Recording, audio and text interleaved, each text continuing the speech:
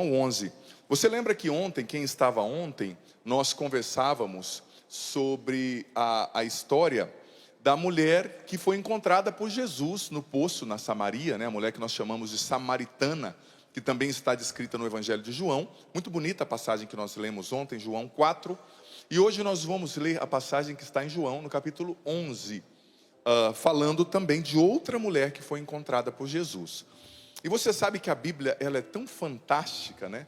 Eu estou nesse ano fazendo o projeto Leia a Bíblia Inteira Comigo em um Ano, né? Todos os dias o Orlando está me ajudando, Orlando Júnior, que eu estou lendo a Bíblia inteira, do Gênesis ao Apocalipse. Comecei dia 1º de janeiro, vou terminar dia 31 de dezembro, né? Está entrando um vídeo todo dia no meu canal ao meio-dia, no YouTube, e eu estou falando sobre isso, e a gente já sabe, né?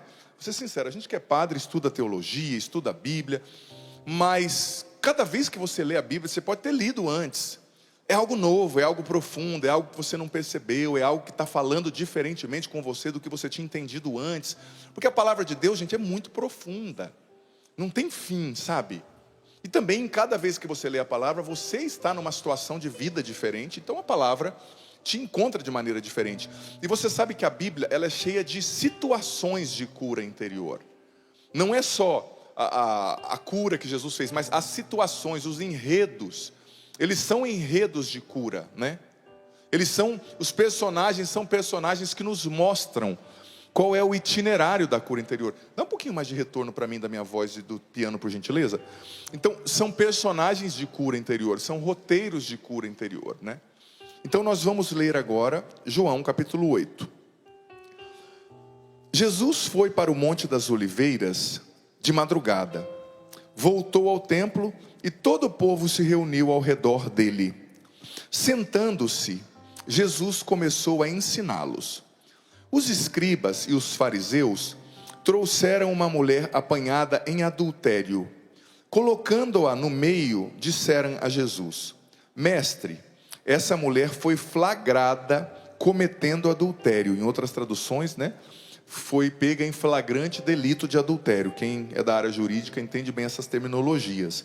Moisés, na lei, nos mandou apedrejar tais mulheres. E tu, que dizes? Eles perguntavam isso para experimentá-lo e ter motivo para acusá-lo. Mas Jesus, inclinando-se, começou a escrever no chão com o dedo, né? Ali naquela parte do templo era um lugar que tinha um pouco de areia, né? Porque o templo tinha um pavimento sólido, como um pavimento como esse aqui, né? Que é concreto, revestido de piso. E tinha um pavimento onde ficavam os animais que iam ser oferecidos em sacrifício. E tinha um lugar, né? Um jardinzinho que tinha uma areia. Então Jesus começou a escrever nessa areia, com o dedo.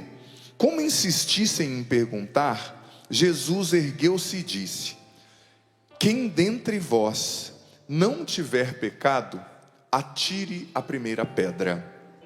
Inclinando-se de novo, continuou a escrever no chão. Ouvindo isso, foram saindo um por um, a começar pelos mais velhos. Jesus ficou sozinho com a mulher, que estava no meio em pé.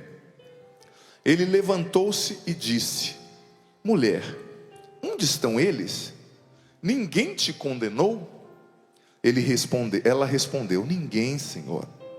Jesus então lhe disse: Eu também não te condeno. Vai e de agora em diante não peques mais. Palavra da salvação. Sinceramente, quem já tinha lido assim com bastante atenção essa passagem e já conhecia? Levanta a mão. Ai, que bom, bastante gente. Louvado seja Deus. Então veja bem, como eu disse, essa passagem, amado filho, amada filha, ela nos apresenta um roteiro de cura interior. O que é um roteiro? É algo que você segue para com certeza você chegar naquele lugar. Quem aqui veio de Minas? Levanta a mão. Olha, bastante mineiro, hein? Trouxeram pão de queijo ou não? Próxima vez, brincadeira. Quem veio do Rio de Janeiro? Que são os estados mais perto, né? Mais perto daqui, desculpa. Quem veio de São Paulo, interior ou capital? Alguém do Nordeste? Ei, o povo do Nordeste é animado, hein? Alguém do Sul, da minha região? Tem uns 3. Ah, tem mais. Alguém do Centro-Oeste? Cuiabá, região? Alguém do Norte? Manaus. para você chegar aqui, eu pressuponho que você usou um roteiro, sim ou não? Por mais que não foi você que usou o roteiro. Padre, eu saí de Manaus, eu vim de avião, padre, é longe. Mas o seu piloto usou um roteiro para chegar aqui, uma rota. Porque se o seu avião, ao invés de se direcionar para São Paulo, se direcionasse para Miami ou para Orlando, você ia passar o final de semana na Disney, não aqui, né? Aqui é melhor, hein? Não seja tentado a pensar, quem me dera, não. Você está rezando, você está com Deus, cara de pau, né? Mas enfim, o piloto teve que direcionar a rota para chegar aqui, sim ou não? Você que veio de Minas, vamos supor que você é da cidade mais próxima aqui de Minas, que eu acho que é Passa Quatro, se eu não me engano. Você teve que descer a serra para vir para cá. Se você vai em sentido BH, uma hora dessa você está assistindo o jogo do Atlético Mineiro lá no Mineirão, não é? Você, o povo já está falando, Galo, né? Você tem que traçar a rota para chegar onde você precisa chegar, sim ou não?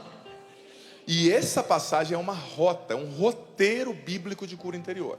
Por quê? Vamos prestar atenção em cada detalhe. O padre vai esmiuçar aqui e trazer detalhes que não são evidentes nem aparentes, tá? Então presta atenção, porque a partir de hoje você vai conhecer essa passagem bíblica. Tenho certeza que você vai perceber detalhes que você não tinha percebido. Em primeiro lugar, aqueles homens eram maus, né? Querendo matar aquela mulher, sim ou não? Não necessariamente. Eu vou te explicar. Nossa, padre, você defende o assassinato? Não, criatura. Vamos entender o contexto. Você sabe que quando o povo de Israel foi criado, presta atenção, não é que eles estavam fazendo certo em matar uma pessoa, não é isso que eu estou dizendo. Mas a gente tem que entender o contexto da situação. Por isso que esse projeto que eu estou fazendo, Leia a Bíblia em um Ano, é fantástico. E nada justifica o assassinato, mas nos faz entender o contexto. Quando Deus criou o povo de Israel, gente, naquela época as pessoas eram povos tribais. Era uma época muito violenta. Eu explico isso no projeto Bíblia em um Ano que eu estou fazendo. Então não adianta a gente querer entender coisas do Antigo Testamento com a cabecinha que a gente tem hoje, forjada pelo politicamente correto, né? Eram povos tribais, eram povos violentos, eram povos que viviam em guerra. Então, para criar o povo de Israel, para dar uma identidade de povo, Deus teve que se abaixar e chegar no nível deles e falar uma linguagem que eles entendiam. Porque matar uma pessoa naquela época era como tomar um sorvete hoje, entendeu? Era muito comum. Então quando você for tomar um sorvete, pensa nisso e toma menos. Você não engorda e entra na lógica, né? Mas enfim, brincadeiras à parte, era muito comum, eram povos tribais, gente. Eram povos violentos. Então Deus criou o povo de Israel, fez uma promessa a Abraão, depois aconteceu Isaac, Jacó, né? Isaac e Jacó foram para o Egito, ficaram presos, eram escravos, se matava com muita facilidade. Então Deus os levou para o deserto para fazer o quê? Em primeiro lugar, para tirar deles a mentalidade egípcia pagã que eles tinham na mente, porque eles adoravam outros deuses, eles matavam a troco de nada, e não tinha lei, não tinha civilidade, não tinha direito, porque a lei, gente, ela é importante, a lei te protege. Você está entendendo? Se não tivesse lei, você pode falar, não gosto do meu vizinho, vou matar ele e acabou. Não, existe uma lei. Se você matar uma pessoa, você vai arcar com as consequências. Então, eles não tinham lei. Eles seguiam dominados pelo faraó, pelo Egito. Eles não eram livres, eles não tinham sua própria legislação. Então, quando Deus os levou para o deserto, Deus os levou para os libertar da mentalidade pagã e para os ensinar a ser um povo. Então Deus, através de Moisés, lhes deu a lei, que está lá no livro do Levítico, no livro dos Números, no livro de Êxodo, que eu estou acabando de ler lá na Bíblia em um ano esses dias. Então Deus deu a lei a Moisés, e Moisés escreveu aonde? Onde Moisés escreveu a lei? Onde? Na rocha, numa pedra, sim ou não? Guarda esse detalhe que é importante. Então Deus foi falando, olha, você não pode matar o seu irmão. Se você matar, você vai ser punido. Então, o que parece para nós um retrocesso, naquela época era um avanço, porque não tinha lei, gente. E aqueles povos, eles eram tão violentos, que se você adulterasse, por exemplo, com a minha esposa, vamos supor que eu estivesse lá e fosse casado, eu mataria você e sua família inteira. Então, o que ia virar o povo? Ia virar uma confusão. O povo nunca ia ter união. O povo nunca ia ser uma nação. Então Deus deu essa lei, porque era a linguagem que eles conseguiam entender, através de Moisés. quem adulterar vai ser apedrejado, o homem e a mulher, para eliminar esse mal de Israel e acabar. Porque ninguém vai fazer mais, né, depois, e ninguém vai matar a família inteira do outro. Porque era muito violento, gente. O Antigo Testamento, se você torcer, sai uns 2 litros de sangue, né? Mas era outro mundo, era outra época. Não adianta a gente com a nossa sensibilidade. Ai, por quê? Vamos deixar de ser besta, né? Entender a história, entender o contexto, ser mais maduro, né, para ler a Bíblia. Mas enfim. Então, aquilo que parece um retrocesso para nós, foi um avanço. É que nem na Idade Média, quando fala dos julgamentos que aconteciam. Gente, julgamentos que a igreja introduziu na Idade Média, que hoje as pessoas criticam, foi um avanço violento. Porque na época, se um senhor feudal acusasse lá um vassalo, porque queria pegar a terra dele, ele acusava, não tinha julgamento, ele matava o cara, queimava o cara e pegava a terra. Então começou a ter julgamento, o que não tinha. Isso já foi um avanço, do ponto de vista penal, jurídico, né? Então Deus ordenou. Para quê? Para que ninguém mais adulterasse, porque venhamos e convenhamos, né? É um grande incentivo, né? Quando alguém diz para você, olha, não come minha carne, senão eu te mato. Tá bom, eu estou motivado agora a não comer a sua carne. É ou não é um incentivo, né? Então, era a linguagem que o povo conseguia entender. Então, Deus instituiu essa lei. Por quê? Para que o mal fosse menor, entendeu? Porque, infelizmente, no Oriente Médio até hoje, essa questão de adultério, o cara vai e mata a família inteira do outro. Por exemplo, a guerra que há lá, né, entre judeus e islâmicos. Gente, isso aí tem 4.000 anos, 3.000 anos, quase, né, de guerra. Tem 3.000 anos que o islamismo foi criado um pouquinho depois. Mas para dizer, tem muito tempo, né? E não é simples de resolver, porque foram gerações que mataram gerações, entendeu? Seu bisavô matou a minha família quase toda. E como é que o perdão acontece fácil? É outra sociedade. Então existia essa lei. Só que essa lei, como disse São Paulo na carta aos Romanos, ela serviu como um pedagogo por um tempo. Para preparar quem? Para preparar o povo para receber o Messias, Jesus. Seria Deus encarnado que reformaria, né? Mudaria a maneira das pessoas pensarem. Só que o ser humano, nós temos uma tendência muito grande a ser rígido com as coisas, né? Quando se trata de punir o outro, claro, não de punir a gente mesmo. Então aquela lei se internalizou.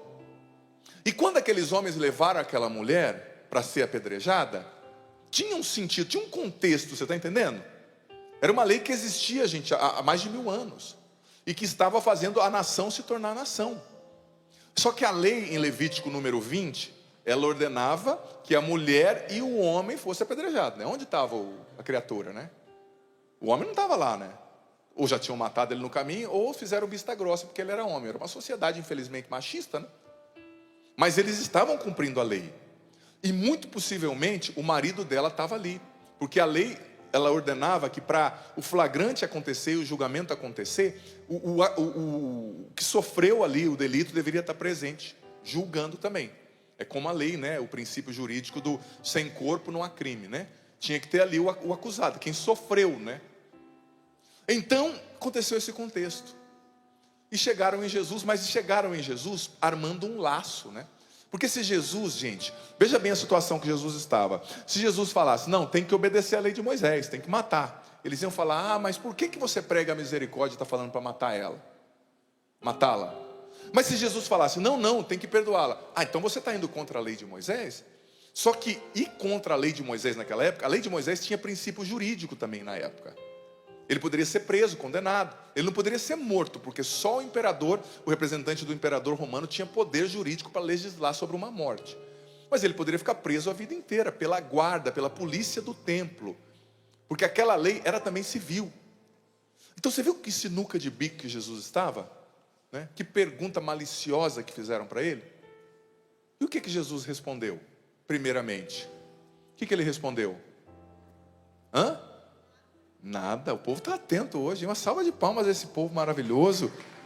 Povo que conhece a Bíblia. Estou gostando de ver, hein? Estou gostando de ver. Tem dias que você faz pergunta que você fala assim, onde foi que eu errei, né? Que nem a mãe de adolescente que ensina 4 vezes, ele não aprende. Olha, o que eu fiz? Mas Jesus não respondeu nada. Porque veja bem, os homens não estavam ao certo. Nada justifica a violência. Mas por um tempo aquela lei foi um mal menor, que deu identidade ao povo. Porque senão, como eu expliquei, eles iam começar a se matar, eles nunca seriam um povo. Sabe? Só que Jesus ficou quieto. E o que Jesus fez? Ele estava escrevendo no chão. E no que ele estava escrevendo no chão? que tinha no chão? Areia. E você sabe que alguns comentaristas, sobretudo Santo Agostinho também se inclina dessa maneira, eles escreveram, ninguém sabe o que Jesus escreveu no chão, né? Mas alguns comentaristas dizem que Jesus estava escrevendo no chão, primeiro, os pecados daqueles homens, dos mais velhos. Porque Deus sabia qual eram os pecados daqueles homens. E depois, os pecados daquela mulher. Por que ele escreveu no chão os pecados deles? Padre, para condená-los, né?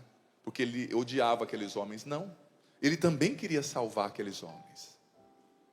Ele também queria mostrar a verdade para aqueles acusadores. Porque Jesus, ele não quer salvar só você, ele quer salvar quem está te ferindo também. E ele quer que você, como eu falei na missa ontem, o evangelho do amar os inimigos, né? Ele quer que você olhe o seu inimigo como ele olha. Ele escreveu os pecados. E talvez um mais velho olhou lá, né? O velhinho lá, os mais velhos eram mais respeitados, os que tinham mais autoridade moral na época. Olhou e falou, opa, aquilo ali fui eu. Aí o outro olhou e falou, ficou olhando para a vizinha tomando banho. Fui eu. Né? Todo mundo se identificando. Mas Jesus queria condenar todo mundo, sim ou não? Queria? Se ele quisesse, ele tinha escrito na rocha. Ele escreveu na areia. Porque na areia, gente, se você assoprar, se você bater o pé, se vir um vento, apagou. É assim que Deus age com você e comigo. Ele escreve os seus pecados na areia. O diabo escreve na rocha, para te mostrar, você pecador. E aqui eu já posso dizer que essa reflexão se inclina a curar, a trabalhar a cura da ferida da culpa, né? Da acusação, ferida emocional da culpa, que é uma ferida interior. Deus escreve os nossos pecados na areia. Ele escreve os mandamentos na rocha, para que nós lutemos para obedecê-los, porque os mandamentos são irrevogáveis. Mas os seus pecados eles escrevem na areia. Então quer dizer, padre, já que está na areia eu posso pecar todo dia? Não, eu não falei isso. E o que Jesus falou para ela?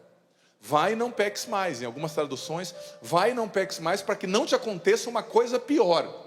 E o que é pior do que ser apedrejado? Ir para o inferno, perder a salvação eterna. Porque as pedras iam doer por 5 minutos, talvez 10. O fogo do inferno queima para sempre, não se extingue.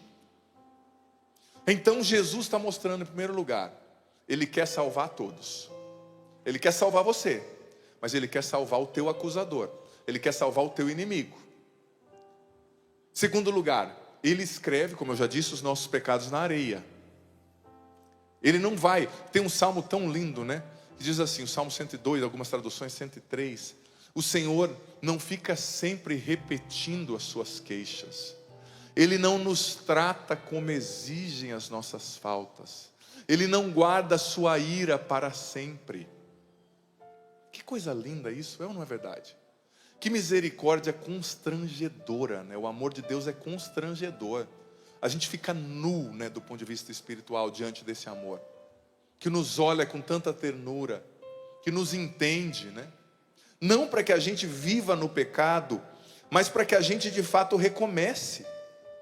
Recomece. E olha o que Santo Agostinho falou. Eu vou trazer um pouco agora mais Santo Agostinho. Eu trouxe essa reflexão falando... Aliás, antes de entrar em Santo Agostinho, deixa eu desenvolver um pouquinho mais isso. Quando Jesus escreve os pecados na areia, Ele está afirmando que Ele não vai ficar para sempre lembrando o seu pecado. Se você confessou, seu pecado foi perdoado. Claro, é bom que você faça penitência, é bom que você busque uma indulgência no dia de indulgência, para ser ali perdoado das penas temporais dos seus pecados. Mas Ele te perdoou, acabou. Ele diz, levanta. Você sabe que cada gesto de Jesus ali é profético. Quando eles trouxeram a mulher, gente, aquela mulher já tinham rasgado uma parte da roupa da mulher, porque a lei era, não deixando ela nua, claro, mas rasgando em sinal de que ela estava em contrassenso com a verdade, né? Estavam arrastando ela pelos cabelos, muito provavelmente. Tiraram o véu dela, porque na época a mulher não andava sem véu. O véu era a proteção, segundo o costume da época, da dignidade da mulher. Só os íntimos veriam o seu cabelo. Então eles arrancaram o véu e já falaram, essa aqui não tem dignidade. Puxaram ela pelo cabelo, jogaram ela no chão. E o que o Evangelho diz? Que Jesus estava em pé, ensinando, sim ou não? Só que quando jogaram aquela mulher no chão, o que Jesus fez? Qual foi o gesto? Ele Se abaixou. Se abaixou para quê? Antes de escrever no chão, o que ele fez? Ele olhou para essa mulher.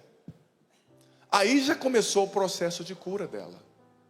Porque veja bem, imagina como estava a autoestima dessa mulher. Imagina o sentimento de inferioridade. Imagina o sentimento de culpa. Imagina a autoacusação. Imagina a acusação do demônio nos seus sentimentos. Imagina o medo da morte. Quantas coisas essa mulher não estava vivendo ao mesmo tempo. O nível de tensão, de estresse, de ansiedade. Jesus se abaixou e olhou para ela. Talvez, gente, esse foi o olhar mais puro que ela recebeu de um homem em toda a sua vida. Porque os outros homens só olhavam a ela como um objeto, né? Eu fico admirado, às vezes a mulher está buscando amor e não entende que as pessoas não estão olhando para ela com amor quando ela fica mostrando o seu corpo nas redes sociais, quando ela fica andando com roupa curta demais. Eu sou padre, mas eu sou homem, eu posso dizer a partir do nosso instinto masculino. Você não vai atrair ninguém que te respeite mostrando excessivamente o seu corpo. Não vai, não tem como. É em contrassenso com o instinto masculino. Infelizmente, a gente precisa se converter, mas é assim que funciona. Talvez aquela mulher, ela buscou amor em tantos corações, gente, porque o que leva uma pessoa para adultério? Tudo bem, talvez existe ali um vício sexual, uma compulsão, uma coisa que a pessoa precisa de libertação, né? Um espírito de luxúria, acontece. Mas muitas vezes a pessoa está buscando amor. Sobretudo no caso das mulheres, o homem psicologicamente é um pouco mais instintivo, né? Mas a mulher, ela é mais afetiva, isso é psicologia, não estou falando do que eu acho, né? Então, talvez ela estava buscando o afeto, talvez ela estava buscando atenção, talvez ela estava buscando o amor que ela não teve do pai na infância, eu não sei. Mas ela estava condenada, acabou, ela ia morrer. Ela se sentia um lixo, ela não tinha mais dignidade. Então Jesus se abaixou e olhou para ela. Um homem não se abaixava para uma mulher naquela época, infelizmente. Era a cultura do Oriente Médio. Só que Jesus é um homem em contrassenso com o mundo. Ele era Deus, né? Ele se abaixou e olhou. Como eu disse, talvez o olhar mais puro, o olhar mais sincero. Nunca um homem olhou para ela daquele jeito. Nunca. E aquele olhar já mostrou para ela a seguinte coisa: eu tenho valor. Segunda coisa, eu não sou o meu pecado, ele me vê além. É tão bonito quando alguém nos vê além do nosso pecado, não é verdade? Você tem pecado, sim ou não? Achei que estava todo mundo imaculado aqui. Eu ia ligar até para os padres lá do confessionário, pedindo para eles irem embora, que hoje não precisaria atender confissão. Mas é tão bom quando você vai confessar, por exemplo. Gente, eu amo a confissão, eu amo o sacramento da confissão. E eu sou tão grato a Deus, porque antes de ser padre, e também como padre, tá? Porque padre também confessa. Tempos atrás uma pessoa me viu na fila da confissão lá em Aparecida, ficou tão assustado. Eu falei, você não sabia que padre confessa, não? Médico também fica doente. Eu falei para ela, lá é verdade. E mesmo que não sejam coisas graves, todo mundo tem que se confessar. Tem que tomar banho, né, gente? A confissão é o banho da alma. Porque de pecado invenial, irritações, isso aí vai aumentando, crescendo a ira que às vezes a gente fica. Quem não fica com ira no trânsito às vezes, né? Quando você está aqui na Dutra, na pista que é de 110, aí tem uma pessoa andando a 60 por hora. Na pista da esquerda, ainda você buzina, fica bravo, não entende. Fala, mas meu amigo, né? E tem uma fila de 25 carros atrás, né? Isso é uma coisa que me deixa muito calmo, sabe? Muito em paz. Claro, eu não xingo, mas eu só falo, Deus te abençoe, né? Mas eu amo a confissão. Voltando ao assunto, eu amo. Porque, gente, como eu disse, eu fiz experiências lindas, lindas, lindas na confissão. Meu Deus, como é maravilhoso confessar. Os irmãos protestantes, quem não vive o seu catolicismo, perde muito por não confessar e não entender o que é a confissão. Eu lembro quando jovem, gente, quando eu comecei a participar da igreja, eu acho que todo mundo na vida, eu acho não, deixa eu refazer minha sentença. Eu penso que seria muito importante para todo mundo ter uma experiência com a própria fragilidade, sabe? Às vezes você vê uma pessoa, esses dias eu vi uma pessoa condenando, uma pessoa que tinha caído. Eu olhei para ela e pensei assim, esse cara nunca fez nada na vida, não sabe o que é lidar com a fraqueza, não sabe o que é ter um vício, né? Condenando o outro que caiu. Eu falei para o rapaz, eu falei, você nunca deu um beijo na boca na vida, para você saber qual que é a dificuldade, então baixa a sua bola, né? para você parar de julgar as pessoas. Você não sabe o que é lidar com as fraquezas, com a fragilidade. Santo Agostinho dizia que às vezes ele rezava para certas pessoas pecarem. E o dia que eu li isso, eu levei um susto. Por quê? Porque ele falava assim, essas pessoas pecando, elas vão ser mais humildes. Elas vão saber que elas têm fraqueza, que elas não têm que definir os outros, julgar os outros. Que elas não são juízas. Claro, ninguém tem que morar no pecado, mas o juiz é Jesus. E o juiz se abaixou para olhar nos olhos de uma pecadora. O juiz. Porque ele disse depois, quem não tiver pecado, atire a primeira pedra. Quem que não tinha pecado lá? Só ele. E o que ele fez? Ele se abaixou e olhou nos olhos. Na confissão isso acontece. Jesus se abaixa. Abaixar é uma metáfora para aquilo que está escrito em Filipenses 2, a kenosis, né? O esvaziamento. Ele se esvaziou, né? Deus se abaixa, Deus se inclina para olhar nos olhos da criatura que pecou, que está errada. Ontem eu dizia, lá na missa, né, que eu conversava com um muçulmano da Arábia Saudita, lá onde eu estava, no país que eu estava um mês atrás, no mestrado, e eu expliquei para ele algumas coisas do cristianismo, e ele ficou encantado, dentre elas isso, né, a misericórdia de Deus. Não tem em lugar nenhum. Porque na religião dele, no islamismo, a chapa ferve. Você pisou na bola é uma vez só, não é? Você machucou alguém, eles vão te machucar. Você roubou alguém, vão cortar a tua mão. Sabe? Então, Jesus se inclina, ele olha nos olhos. Na confissão, Jesus se inclina. Ele desce no seu nível, no meu nível. Mas por que ele se inclina? Para ficar lá no chão e falar, olha, continua aqui no chão. Não. Ele se inclina para que quando ele levante, porque no final da passagem ele levantou, a gente levante junto. Ele nos levanta pelo seu perdão, pela misericórdia. Na confissão, essa passagem acontece.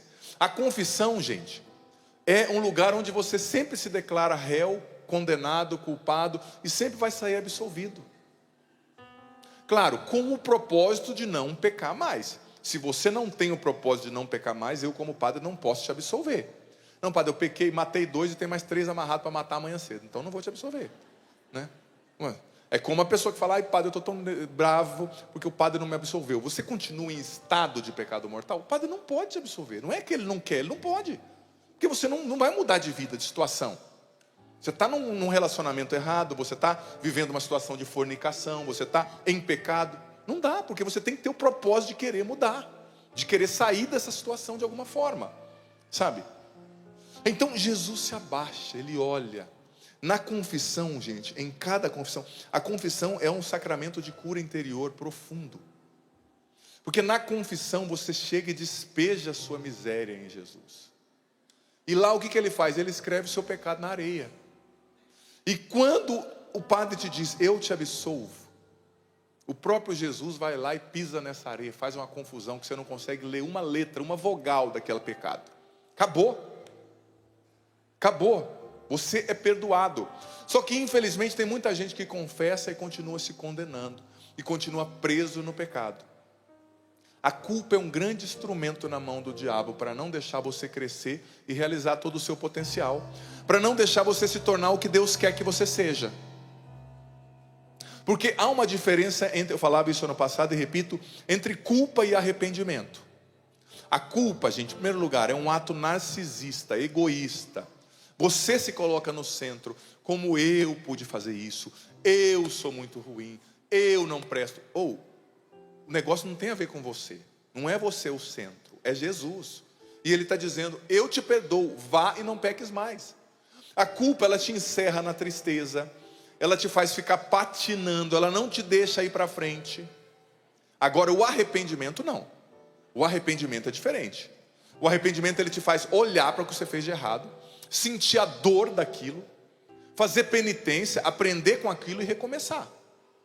Eu sempre uso os 2 exemplos de Judas Iscariotes, que sentiu culpa e se matou, e Davi, que depois do seu adultério e assassinato se arrependeu, fez penitência, recomeçou e se tornou o maior rei de Israel, cujo nome é citado mais de 1000 vezes na Bíblia. Davi se arrependeu, Judas se culpou. Culpa mata, arrependimento dói. Você já sentiu isso? Eu já senti isso, gente. Eu louvo a Deus por ter a história que eu tenho, viu? Que me causa muitos problemas às vezes, mas que me faz entender com tanta compaixão os pecadores. Eu louvo a Deus porque eu já contei meu testemunho pela Canção Nova várias vezes, né? Eu comecei a usar droga com 11 anos de idade. Eu era um menino bom. Você era muito grandão, né? Sempre fui muito alto. Eu tenho esse tamanho dos 12 aos 13 anos. Eu tenho crescido de uma vez assim. Com 13 anos já tinha barba. Grande assim, né? Então, eu fui alguém que pecou muito. Eu entrei nas drogas com 11 anos. Maconha, 13, 12 para 13. Comecei a beber, fumar, 13 cocaína. 13 em diante, pasta base de crack, haxixe, cloroforme. Tudo que você imaginava que dava grau, eu usava na época, né? Usei muita droga, e usando droga fiz muita coisa errada. Você pode pressupor, né? Era um menino, gente. Mas adolescentes acha que sabe tudo, né? Tirando os que estão aqui, claro, e os que estão assistindo. Você já percebeu? Quanto mais novo você é, mais certeza você tem. Quanto mais velho você é, mais dúvida você tem. Você se torna mais humilde, né? Você vê que você não é o dono da verdade, né? Mas eu, na adolescência, eu sabia tudo. Com 12 para 13 anos, namorava uma moça de 6 anos mais velha que eu. Todo atrapalhado. E entrei em coma por causa de droga com 15 anos. Fui expulso de uma escola por causa de droga. Fui meio que expulso do time que eu jogava. A gente jogava handball, viajava. Era um time, tinha ganhado já o campeonato paranaense. Paranaense, se eu não me engano, eu sou do Paraná. O campeonato brasileirinho, né, que valeria um brasileiro infanto juvenil. Fui expulso do time. Entrei na droga, de novo, caí nas drogas. Estava muito viciado. Entrei em coma de novo com 16 anos. Gente, fiz coisas muito atrapalhadas. Não tem noção, quase fui pai com 15 anos. Muito atrapalhado. Só que eu tinha um coração bom. E eu louvo a Deus porque existiram pessoas que olharam para o Zandoná. Eles me chamavam de Zandoná na época, né? Só o sobrenome lá na minha cidade, na minha região. Eu louvo a Deus porque pessoas olharam para mim e não me definiram pelo meu pecado. Está lá o drogado, está lá o viciado. Muitas pessoas fizeram isso, muitas. Eu não as culpo. Não estou nem aí para elas, né? Estou aí para quem me olhou diferente. Mas algumas pessoas viram o Zandoná caído no chão, atrapalhado, perdido. E viram não só o drogado, viram a pessoa. Tinha uma pessoa ali. Quando você olha o drogado na sua família, na sua rua, o ladrão, tem um filho de Deus ali dentro, tem uma pessoa ali. E o que vai restaurar essa pessoa é o amor, não é a condenação. Jesus, ele fez aqueles homens olharem para eles mesmos. Você não tem pecado, atira a primeira pedra. Como a gente tem facilidade de condenar, né? Como o ser humano não se coloca no lugar do outro, ele não olha os dois lados, ele simplesmente mal ouve a situação, já pronuncia a sentença. E fazendo isso, ele dá a Deus o direito e a autoridade de condená-lo e julgá-lo com a mesma medida, como está escrito no Evangelho. Muitas pessoas vão para o inferno por causa de condenação. Pessoas que estão jejuando, que estão comungando, que estão rezando o rosário, vão para o inferno porque estão condenando os outros. Porque você pode rezar o rosário e jejuar, você não é imaculado, você tem pecados que você nem percebe. Eu vou ler o que Santo Agostinho falou aqui depois. Porque Deus fala, a gente fala muito disso, né? A gente tem uma facilidade, né? De ver o erro no outro, como eu falava ontem na homilia. Eu vou achar até essa parte de Santo Agostinho para ler isso, depois eu retorno para a minha história aqui. Olha só, Santo Agostinho disse, no comentário a São João, né? Tem um livro dele de comentários ao Evangelho de João. Ele disse assim: antes de exercer a correção fraterna sobre o outro, que nós mesmos nos examinemos humildemente e com cuidado, porque pode acontecer de nós mesmos sermos pessoalmente culpados de faltas que condenamos no próximo ou em todos os outros. Você já percebeu que tem coisa que você vê o outro fazer, que você desce a lenha, na hora que você está sozinho, você pensa, eu também faço isso. Ou é só eu que já vivi isso na minha vida? Santo Agostinho continua: isso de fato é o que acontece frequentemente. Condena-se, por exemplo, um assassinato público, mas não se lembra que se tem o próprio coração torturado por sentimentos de ódio, tão culposo quanto o assassinato. Aqueles que acusam os fornicadores, os que fazem sexo, né, fora do casamento, não prestam atenção à peste do orgulho que a ideia da sua castidade lhe sugere. Olha o que Santo Agostinho está dizendo. Você está condenando o pecado do outro e você se sente tão caro, casto, você está tão cheio de orgulho que você também está se condenando, porque o orgulho é o pecado principal, é o pecado de Lúcifer, né? De não querer servir porque ele se achava igual ou superior a Deus. Censuram-lhe os beberrões, mas não se abrem os olhos para a inveja que os consome. Você censura quem bebe, mas você é invejoso. Isso aqui é um doutor da igreja, para você não falar que o padre é muito, está puxando muito. É um doutor da igreja, está canonizado, do 4º século. Em circunstâncias tão perigosas, continua Santo Agostinho, Que remédio empregar? Como nos preservar do mal? Desta forma: quando virmos o outro cair no pecado, abaixemo-nos logo. Ele está dizendo, fazendo referência a Jesus, né? Ou seja, lancemos humildemente os olhos sobre as faltas que a fragilidade da nossa natureza não nos permitiu evitar, se a bondade divina não nos veio apoiar. Ou seja, quando você vê alguém caindo, dizendo Santo Agostinho, se abaixe e agradeça a Deus, dizendo: eu só não fiz isso que o outro fez porque a bondade de Deus me segurou. Francisco de Assis, ele fez os seus confrades jurarem que iriam enterrá-lo no cemitério onde eram jogados os piores ladrões, assassinos e assaltantes lá em Assis. Porque ele dizia: se tem alguém que merece estar lá, sou eu, São Francisco. Agora eu e você nos julgamos os imaculados, né? Muitas vezes.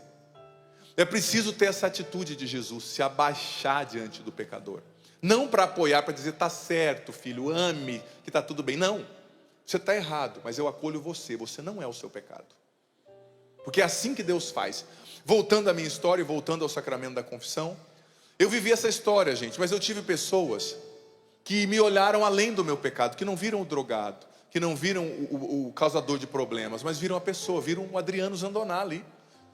E eu não seria padre, eu estaria morto se não fossem pessoas que me olharam como Jesus. Eu tenho certeza, eu estava perto de morrer. Eu perdi amigos com overdose, com acidentes na época. Mas graças a Deus, a minha mãe, pessoas do grupo de oração lá da cidade, às quais eu sou muito grato até hoje. De uma pessoa até questionou: por que você sempre está com aquela pessoa, só aquela pessoa tem o seu número, né? Que o padre não pode passar o número para todo mundo, senão ele não come, não reza e não lê, né? Não dá. E o padre tem que preparar as homilias, tem que rezar, né? O padre não é um solteirão, ele é casado com Jesus, né? Casado com a igreja, casado com Nossa Senhora. Ele tem que alimentar o relacionamento, né? Imagina se você casado e não conversa com a sua esposa, a chapa vai ferver, né? Ou vice-versa. Mas a pessoa falou: por que só aquela pessoa? Eu falei: porque foi aquela pessoa que me levou para o encontro, primeiro retiro da minha vida, que olhou para mim e viu além do meu pecado. Ela viu o que tinha no meu coração. E me levaram para aquele retiro. Gente, eu vou ser sincero, às vezes eu olho para mim mesmo e falo: será que eu, como padre hoje, me levaria para o retiro? Gente, eu pesava 112 quilos, né? Hoje eu estou com 101, emagreci um pouco, né? Emagreci uns 20 quilos esses tempos atrás aí. E estava com uma camiseta assim, cheia de caveira, né? Daquelas bandas de rock. Acho que era a camiseta do Raso de Porão, não lembro o que era. Fumei uns 7 baseados naquele dia, para ir para o encontro, tá? Minha preparação espiritual, né? Para ir para o retiro. Fui para o retiro por causa de uma mulher, por causa de uma menina, linda menina. Achei que eu estava indo por causa dela, na verdade, né? Deus me deu uma rasteira, nunca nem cheguei perto da menina. Foi só a isca que ele usou mesmo, né? Eu nem falei que não ia para o retiro. Aí meu amigo, que Deus o tenha, já faleceu, falou assim: ah, fulana vai, já que você não quer ir, tá bom, vou passar a vaga para o outro. A hora que ele falou: a fulana vai, eu falei: opa, estou esperando esse retiro há anos. Cachorro sem vergonha. Fui por causa da menina. E a menina mesmo arrastava uma asa para mim, eu arrastava uma asa para ela, só que as nossas turmas não batiam, não. Eu era muito louco, ela era toda certinha. Falei: agora que eu vou nesse negócio, vou arrebentar, né? Cheguei lá na igreja com meus 112 quilos, com a minha cara muito simpática, com o olho, meu olho não andava vermelho. O pessoal pergunta: qual é a cor do seu olho? Eu falo: depende da época da minha vida. Aquela época era roxo. Tanta maconha e tanta droga que eu usava. Infelizmente. Cheguei lá, e depois de uns anos, a mulher que me levou, a coordenadora do meu grupo, esse retiro foi numa cidade vizinha, né? Ela me disse que o dia que ela chegou lá comigo, a coordenadora geral do retiro chegou nela e falou: você é doida? Por que você trouxe esse cara aqui? Coordenadora geral do retiro. Ela não me viu como Jesus, mas a coordenadora lá da minha cidade viu. Falou: não, ele precisa. E todo mundo cantando e dançando, e eu só assim, ó. Aí a menina olhou para mim assim: você não vai dançar? Eu falei: claro. Só que eu só sabia dançar em show de rock, né? De punk rock. Eu comecei a dançar, depois ela falou: não precisa dançar não, a menina falou. Porque tinha aquelas músicas, né? Eu lembro que estava cantando uma música quando eu cheguei. Dá um som maior para mim, se eu não me engano. Louvado seja o meu Senhor, louvado seja o meu Senhor. Estava cantando essa música, eles faziam as coreografias, né? E eu na minha. Aí cheguei lá, todo mundo, na hora mais importante da pregação, eu saía para fumar, né? Eu não sei se eu, como padre hoje, como que eu agiria comigo. E todo mundo falando: esse aí não está ficando nada no coração. Mal eles sabiam que o Espírito Santo já estava me virando do avesso. Só que daí veio a cartada final, né? Porque Deus, ele sabe fazer as coisas, né, gente? O pessoal fala, o diabo é esperto, o diabo usa as brechas. Gente, Deus é muito mais esperto. Ele é educado, sim. Deus é educado, ele entra se você abrir a porta. Mas se tiver alguém rezando para você, por você, às vezes ele deixa um pouco a educação de lado e entra na brechinha também. Minha mãe estava rezando por mim muito, e muita gente.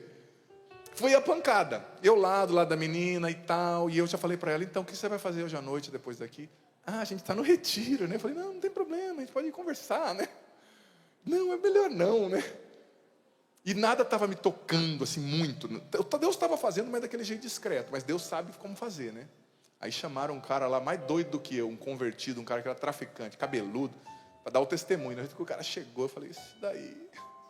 O cara tinha se convertido. Sabe essas conversões assim astronômicas que acontecem? O cara, lindo a história dele. E aquilo tocou muito meu coração, porque era alguém que vivia o que eu vivia, entendeu? Era um maluco, tinha saído do tráfico e estava pregando ali. Ele tinha saído há um ano e pouco. Jovem também, devia ter uns 20 e pouco. Eu tinha 17, ele devia ter uns 21 por aí, 22 acho. Já estava pregando no encontro. Ali Deus tocou meu coração. Porque Deus falou comigo, entendeu? Comigo, era a minha história. Por isso que eu tenho medo, às vezes, quando a gente que está pregando, que é cristão, fica muito puritano com as coisas. Se você ficar tão puritano, você só vai atingir os salvos, né? Mas Jesus veio para os pecadores, né? Não estou falando que você tem que pecar para ter história, viu? Tem gente que é assim, ai padre, eu vou lá fazer um testemunho, depois eu volto. Ai, cara de pau. E se não der tempo, se você morrer no meio disso? Deus não deu a ninguém autorização para pecar, e eu não sou orgulhoso do que eu vivi. Se eu pudesse escolher, eu não viveria. Mas infelizmente é o que é. Minha história é essa, eu não posso controlar o que já foi, né? E esse cara pregando mexeu comigo, gente. Ali eu entendi que Deus se abaixou. E aí, no domingo eu voltei lá, eu já estava mexidaço. E a menina percebeu que eu estava assim, né? Só que ela não sabia se eu tinha fumado e estava meio louco, ou se Deus estava atrapalhando, né? Ou as duas coisas, né? Ela não sabia. Mas Deus mexeu muito comigo. Por quê? Porque no mundo que eu vivia, de droga, de bagunça, de briga, eu brigava muito na rua. E nunca ninguém tinha me olhado assim nos olhos. Nunca ninguém tinha me dado dignidade de pessoa, de filho. Aí eu lembro que no domingo, no momento, eu saí da palestra e entrei na salinha do lado, era numa escola, né? Onde estava o Santíssimo exposto. Eu juro para você, eu não sabia que o Santíssimo era o Santíssimo. Eu vi uma cruz lá com um negócio branco dentro, não sabia que era a Eucaristia. Você vê a minha cabeça, né? E eu cheguei e fiquei ali. E ali naquele momento eu tenho consciência que aconteceu comigo o que aconteceu com essa mulher. Jesus se abaixou, olhou nos meus olhos, me disse, se levanta, filho, não peca mais. Ali eu tirei o maço de cigarro que estava no meu bolso, deixei na frente do Santíssimo, e nunca mais essa porcaria tocou a minha boca, nunca mais, naquele dia, nunca mais maconha, cocaína, cigarro, porcaria nenhuma tocou a minha boca, porque Jesus me olhou nos olhos, e me libertou pelo poder do seu amor, entendeu?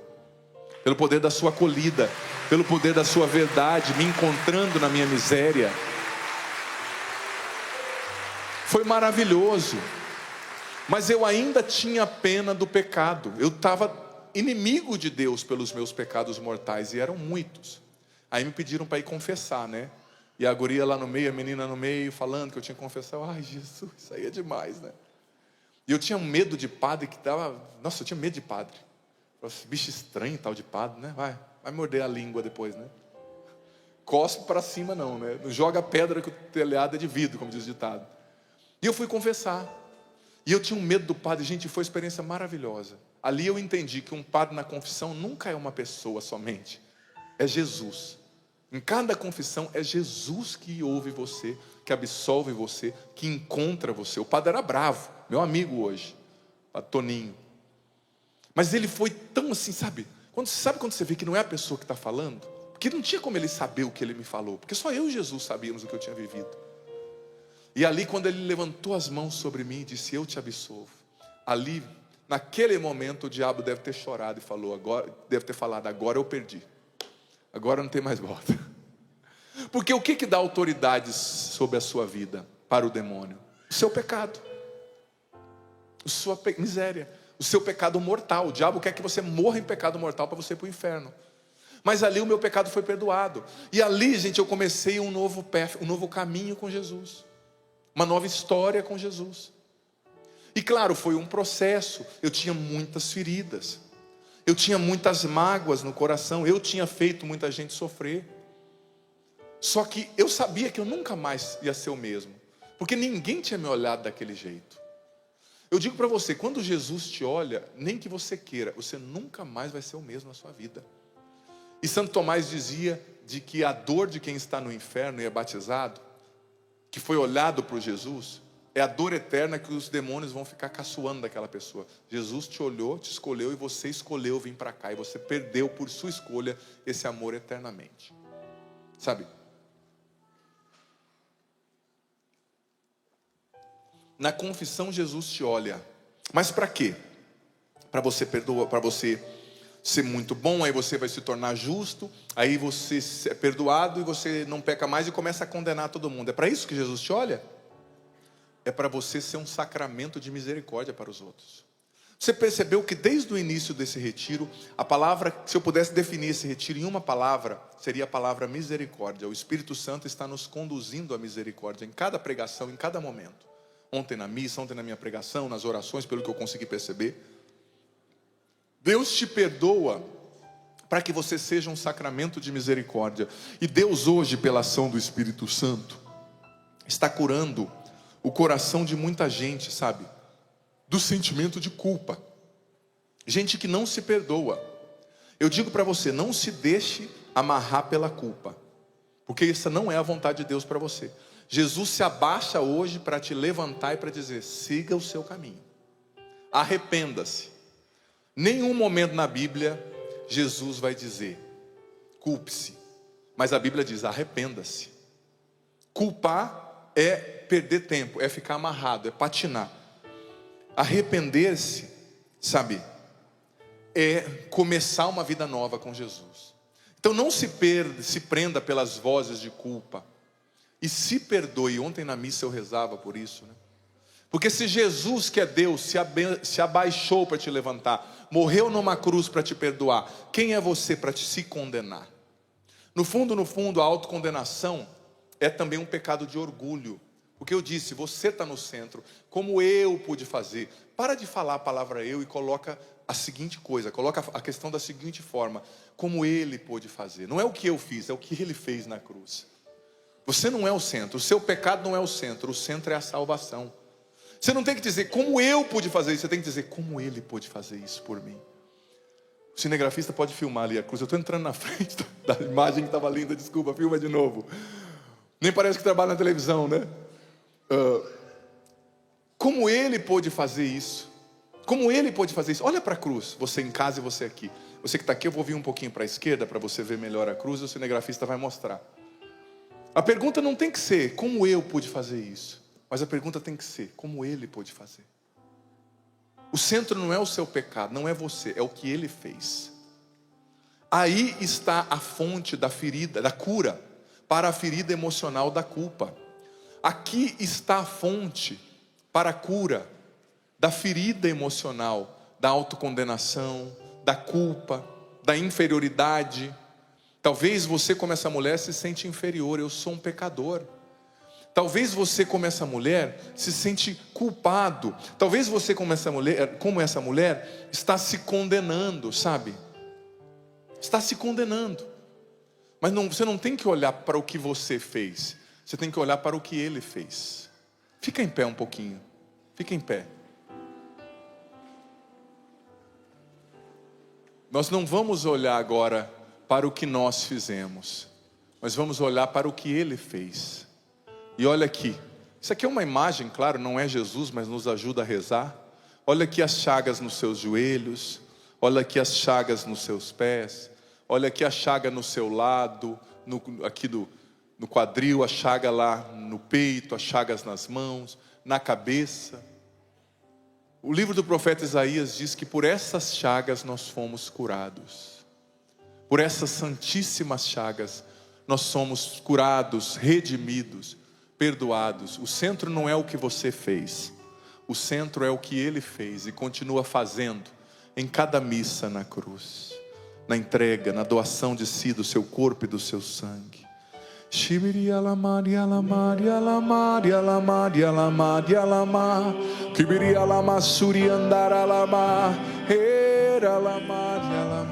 Vai rezando bem suavemente, filho.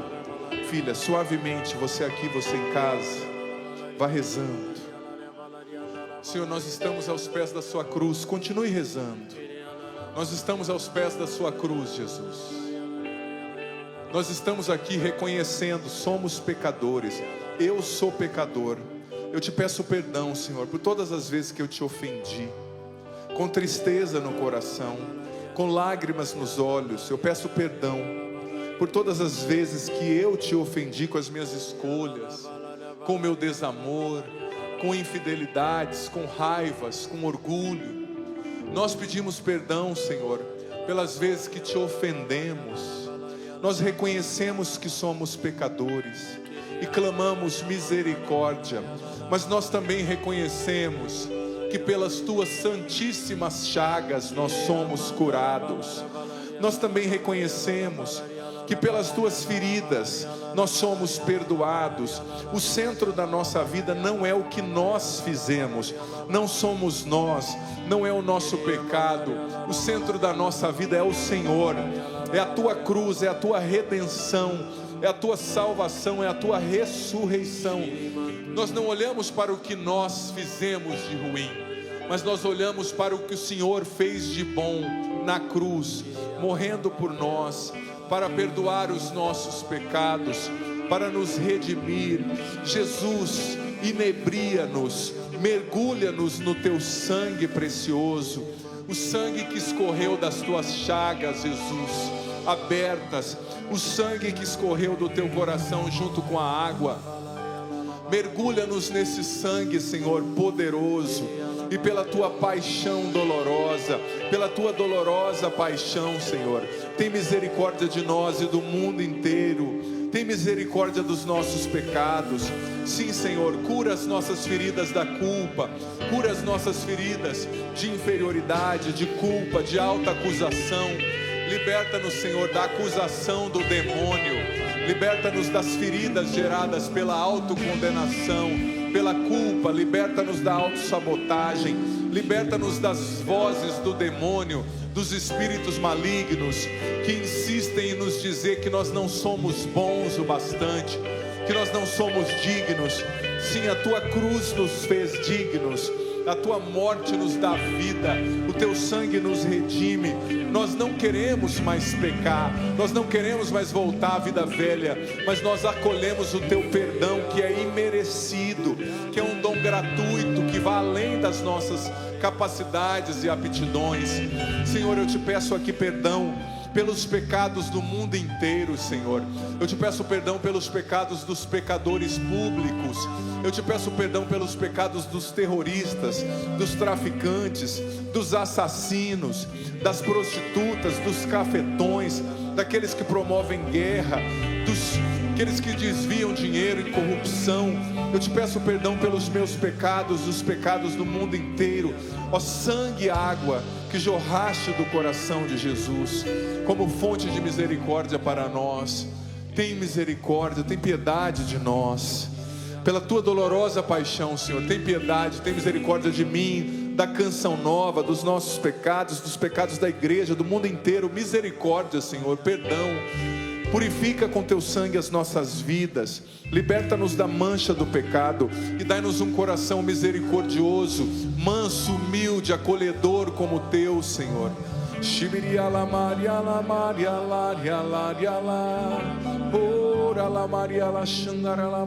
Ninguém te ama como te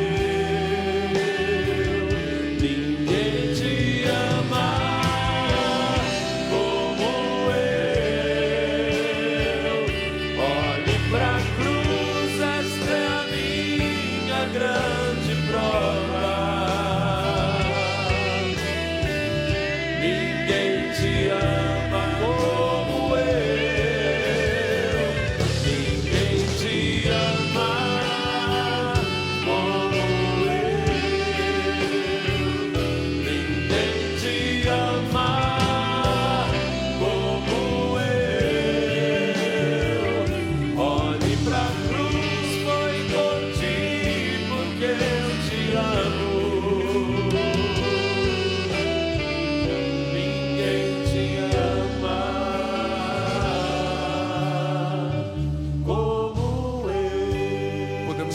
do início essa canção, olhando para a cruz, você aqui, você em casa.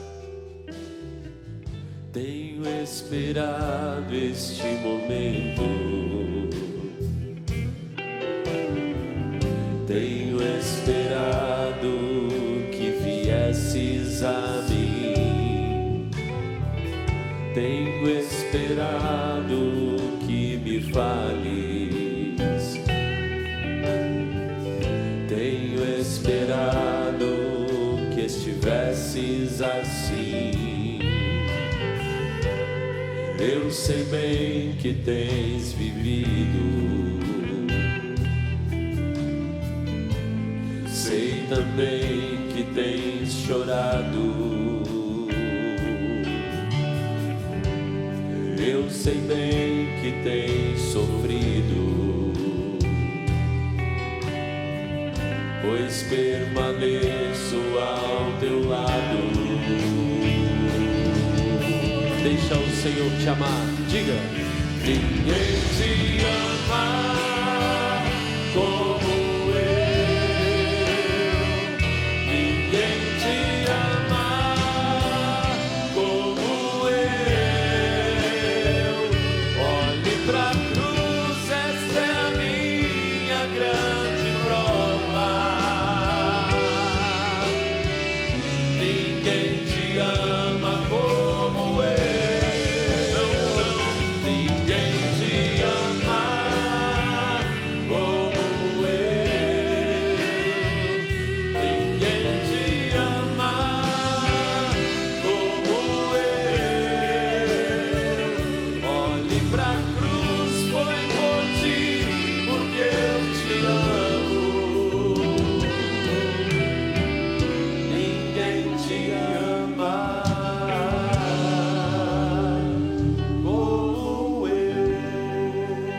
Ainda diante da cruz, não sei se nós temos tempo, mas se não tiver tempo na transmissão, não tem problema, você que está aqui.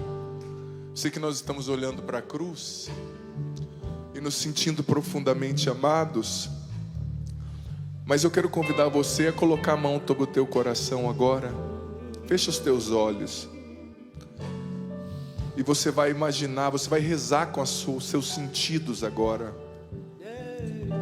Você está sobre o Monte Calvário, ajoelhado diante de Jesus crucificado. Não tem mais ninguém, não tem os ladrões do lado dele, não tem os soldados romanos, não tem as mulheres. Você ajoelhado olhando para a cruz, como eu tenho a graça de estar agora, ajoelhado olhando para a cruz. E você está contemplando Jesus crucificado. Você está contemplando o sangue escorrendo das suas chagas. Você está contemplando, no auge daquela dor, a asfixia. Mas Jesus, mesmo sofrendo tanto, Ele está olhando nos seus olhos agora.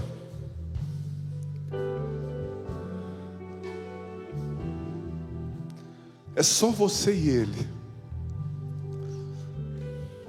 E Ele está te dizendo: foi por ti.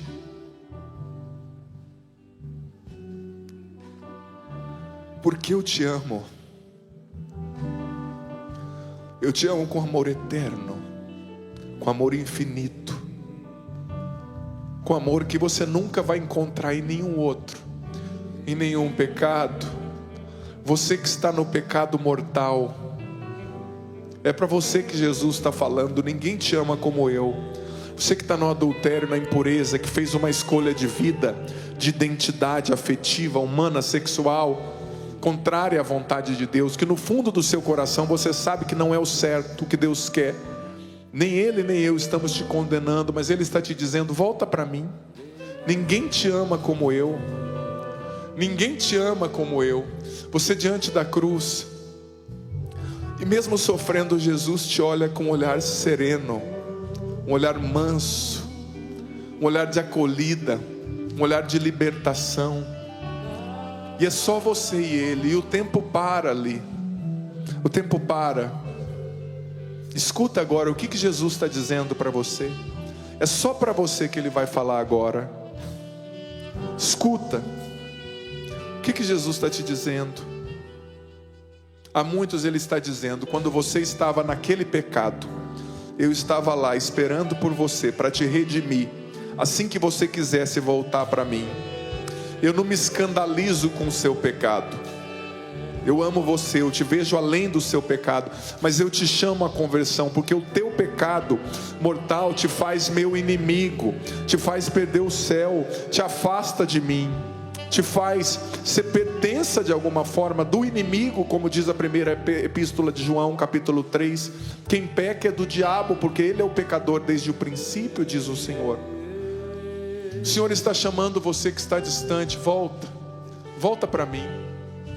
O Senhor está curando agora corações que estavam empedernecidos. Seu coração estava como uma pedra, rígido. Você não conseguia perdoar ninguém. Você não conseguia olhar com misericórdia, porque no fundo, você estava amarga. Você era uma pessoa amarga, uma pessoa infeliz com a sua vida, com o seu casamento. Então você destilava essa amargura, esse azedume que estava te condenando. Mas Jesus agora está tocando o teu coração, te mostrando os seus próprios pecados e dizendo: eu te perdoo, eu te amo, eu te acolho, eu te entendo, para que você perdoe também. Jesus está te dizendo: já tem muita gente nesse mundo condenando. Eu não quero condenar, eu quero salvar. A igreja não é tribunal, ela é hospital para curar. Continue você diante de Jesus no Calvário. Esse sangue está sendo derramado agora sobre você. O que Jesus te diz? Escute.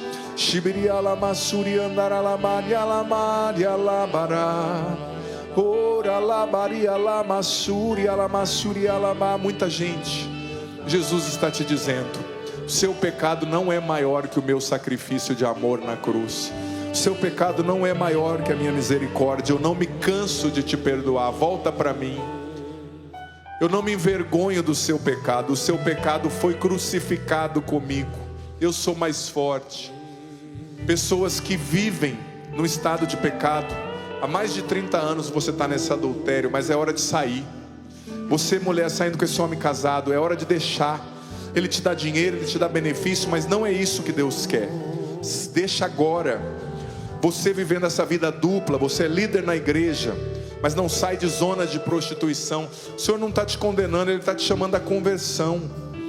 Você vendo impureza na internet, o Senhor não te quer vivendo isso.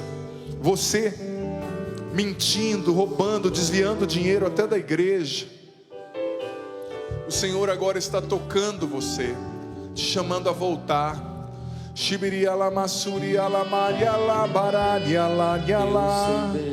o que me dizes, ainda que nunca me fale. Sente esse amor, ouve isso. É para você. Eu sei bem o que tem sentido, ainda que nunca me reveles. Tenho andado ao teu lado, junto a ti permanecido. Eu te levo em meus braços, pois sou teu melhor amigo. O Senhor diz a você: ninguém te ama como eu. Ninguém te ama como eu. Olhe pra cruz, esta é a minha grande prova. Ninguém te ama como eu. Ninguém te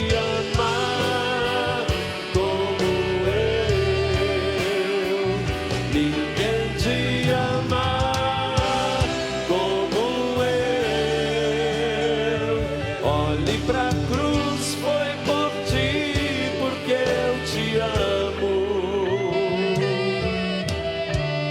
Ninguém te ama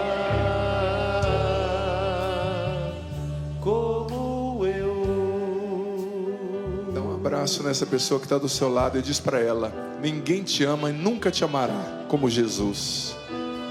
Diga para essa pessoa: Ele te acolhe, Ele te ama, Ele te acolhe como você está. Se você está acompanhando em casa, você pode fazer isso também com a pessoa que está aí pertinho de você. Esse amor é infinito, gente. Esse amor nos levanta, esse amor nos perdoa, esse amor nos dá uma vida nova.